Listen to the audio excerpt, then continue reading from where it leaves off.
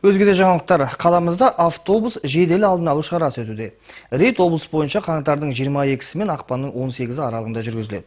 Шара барысында полиция қызметкерлері жолаушылар тасымалдайтын көліктердің қауіпсіздік және жол қозғалысы ережелерін сақтауларына, сонымен қатар техникалық жағдайына баса назар аударады. Бұл ретте үлкен автобустарға шағым жоқ дейді құқық қорғау органдарының қызметкерлері. Себебі олар қауіпсіздік талаптарын қатаң сақтайды.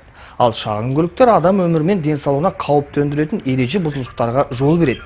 Рейд барысында автобустарды заңсыз қайта жабдықтау, тасымалдауға рұқсат беретін келісім шарттың болмауы, көлікті басқару кезінде ұялы телефонды пайдалану, жылдамдықты шамадан тыс асыру сынды ереже бұзушылықтар тіркеліп отыр.